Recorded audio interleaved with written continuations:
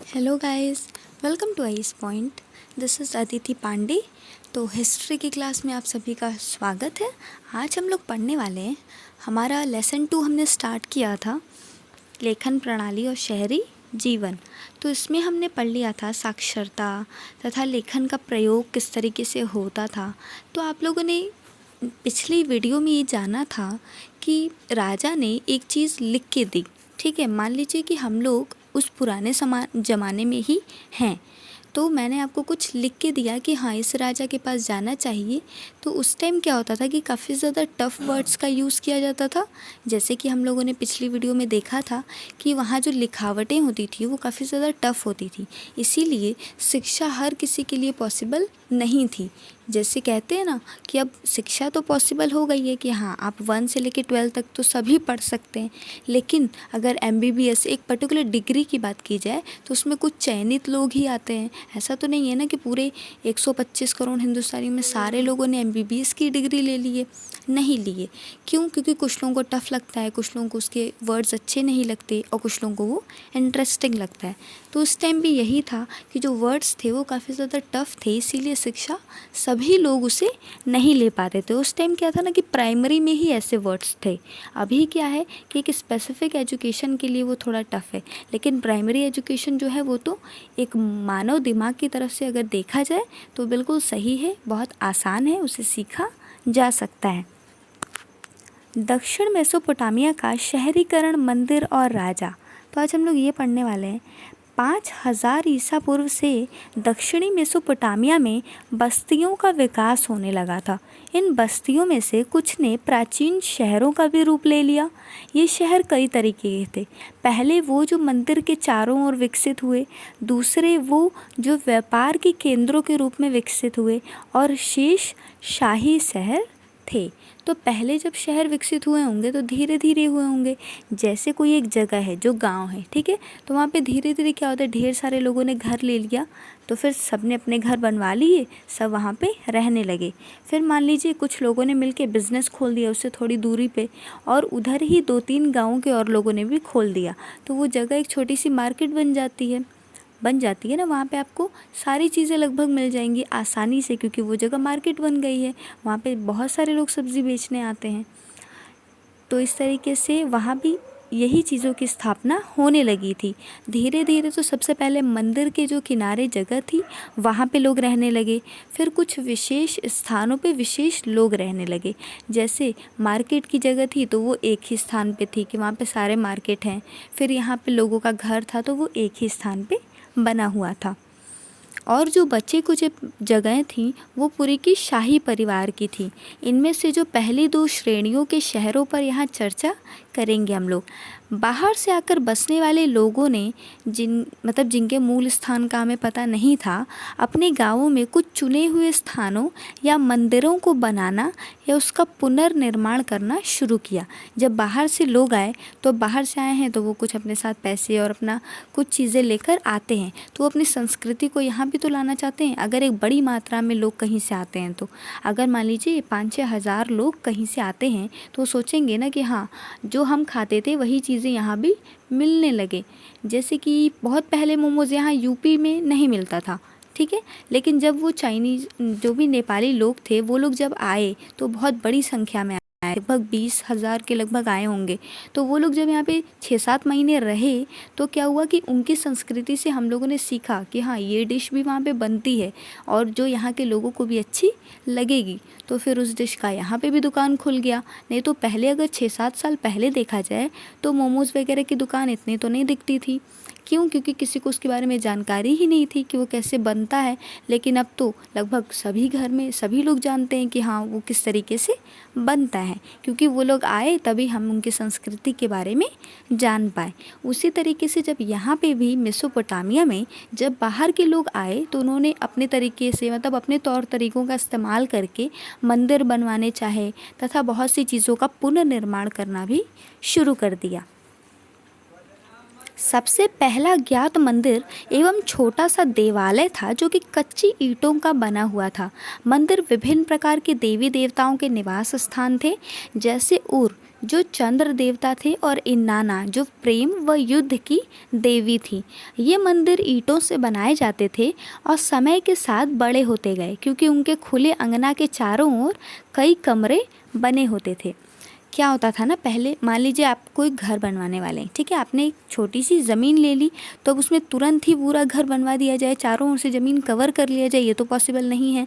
तो हमने क्या किया, चारों ओर बाउंड्री बनवा दी और अंदर एक छोटा सा, मान लीजिए एक तल्ले का एक छोटा सा रूम बनवा दिया। और फिर हम धीरे धीरे उसे बड़ा करते जाएंगे, जब भी हमारे पास पैसे सेविंग्स में होंगे तो फिर। तो इसी तरीके से उन लोगों ने भी किया कि मंदिर के चारों ओर पहले वो बहुत सारा स्थान लेके रख देते थे, फिर धीरे धीरे उसमें निर्माण कार्य हमेशा करवाते रहते थे, जिससे वो चीज़ें नई भी रहती थी और वो समय समय पे परिवर्तित भी होती रहती थी, और जिससे वो मंदिर और भी ज़्यादा बड़े होते गए। लेकिन मंदिरों की जो बाहर की दीवारें थी ना, वो कुछ खास अंतरालों के बाद भीतर और बाहर की ओर मुड़ी हुई होती थी। यही मंदिरों की विशेषता थी। साधारण घरों की जो दीवारें थी ये ऐसी नहीं होती थी। जो मंदिर थे, ऑब्वियस सी बात है, अगर एक मंदिर बनाने को कहा जाए तो सबसे पहले हमारे दिमाग में क्या आता है कि एक ऊपर कोन शेप का होगा, फिर उसके ऊपर त्रिशूल लगा होगा, इस तरीके का बना होगा। हम ये नहीं सोचते ना कि ऊपर छत होगा, उसके ऊपर रेलिंग लगी होगी, ऐसा तो नहीं सोचते, क्योंकि धारणा हमारे अंदर बनी हुई है कि हाँ मंदिर तो इसी तरीके का होता है। तो बिल्कुल उसी तरीके से उन्होंने भी मंदिर को एक निश्चित आकार था, उसी आकार में सभी मंदिर साधारण घरों के अलग किस्म के होते थे। मतलब जो साधारण घर जिस प्रकार बनते हैं उससे थोड़े से डिफरेंट होते थे। देवता पूजा का केंद्र बिंदु होता था। लोग देवी देवता के लिए अन्न, दही, मछली इत्यादि लाते थे। जो पुराने ज़माने के लोग थे ना, मतलब जब हमें उनके अवशेष इत्यादि मिले, तो हमने पाया कि कुछ स्थानों पे मछली की हड्डियों की काफ़ी ज़्यादा परतें जमी हुई मिली हैं। तो इसका मतलब ये था कि ये लोग कुछ मंदिरों के फर्श पे मछली भी लाते थे और शायद उसकी बलि चढ़ाई जाती होगी। आराध्य देव सैद्धांतिक रूप से खेतों, मत्स्य क्षेत्रों और स्थानीय लोगों के पशुधन का स्वामी माना जाता था। समय आने पर उपज को उत्पादित वस्तुओं में बदलने की प्रक्रिया, जैसे कि तेल निकालना हो गया, अनाज को पीसना हो गया, काटना हो गया, ऊनी कपड़ों को बुनना हो गया इत्यादि, ये सारी क्रियाएं की जाती थीं। जैसे उस टाइम क्या था कि हाँ ये चीज़ें इस चीज़ के लिए निश्चित थीं। जैसे आपने देखा होगा अपनी दादी नानी को अगर कभी स्वेटर बुनते हुए, तो हम लोग कब स्वेटर बुनना वो लोग स्टार्ट करते हैं, अक्टूबर आया या सितंबर आया तो वो लोग उसके लास्ट में स्टार्ट कर देते हैं, ताकि ठंडी आने तक वो स्वेटर बन जाए पूरी तरीके से। तो वैसे ये लोग भी एक निश्चित समय था कि हाँ ये महीना आ चुका है, तो अब हम इस टाइम पे कार्य शुरू कर देना चाहिए, क्योंकि अब हमें इसकी ज़रूरत आगे पड़ने वाली है। घर परिवार से ऊपर के स्तर में व्यवस्थापक, व्यापारियों की नियोक्ता, अन्न हल जोतने वाले पशुओं, रोटी, जौ की शराब, मछली आदि के आवंटन और वितरण के लिखित अभिलेख के पालक के रूप में मंदिर ने धीरे धीरे अपने क्रियाकलाप बढ़ा लिए। तो जो मंदिर था उसमें और भी चीज़ें रखी जाने लगी, जैसे कि जो व्यापारियों का धन है तथा उनमें कौन नियुक्त होने वाला है, ये सारी चीज़ों के लिए मंदिर में ही लोग जाते थे और अपने कुछ कार्य महत्वपूर्ण वहीं पे करते थे। मुख्य शहरी संस्था का रूप भी ले लिया, लेकिन अन्य दूसरे कारक भी इस व्यवस्था में विद्यमान थे। जैसे कि जो थोड़े बूढ़े लोग हैं, जब वो मंदिर जाते हैं तो उन लोग का एक ग्रुप बन जाता है धीरे धीरे, तो फिर वो लोग एक साथ भजन गाते हैं जाके। तो वो रहता है ना कि हाँ शाम को 5 से 6 बजे तक तो वो लोग जाएंगे, फिर भजन गाएंगे, एक दूसरे से मिलेंगे, बातें करेंगे।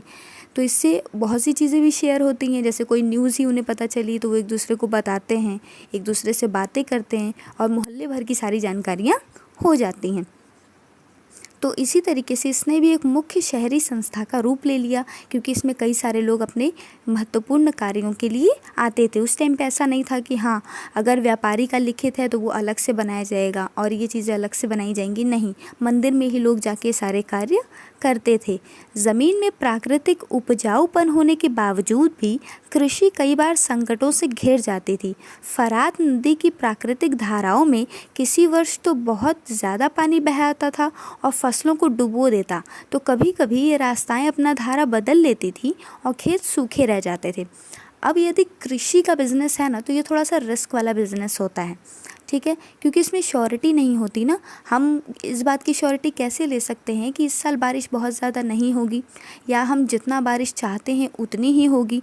तो एक किसान तो हमेशा ही रिस्क लिए रहता है कि अगर हम ये फसल बो रहे हैं तो बारिश होगी नहीं होगी, ये स्थिति पे निर्भर करता है। अगर नहीं हुई, सही मात्रा में हुई तो अच्छी बात है, उसकी फसल सही हो जाएगी, जितना वो चाहता है कि उपजे उतना ही उसे उपज प्राप्त हो जाएगी। लेकिन अगर बारिश हो जाती है, बहुत ज़्यादा हो जाती है, तो उसकी फसल ख़राब हो जाएगी। यदि बारिश होती ही नहीं है तो भी उसकी फसल ख़राब हो जाएगी।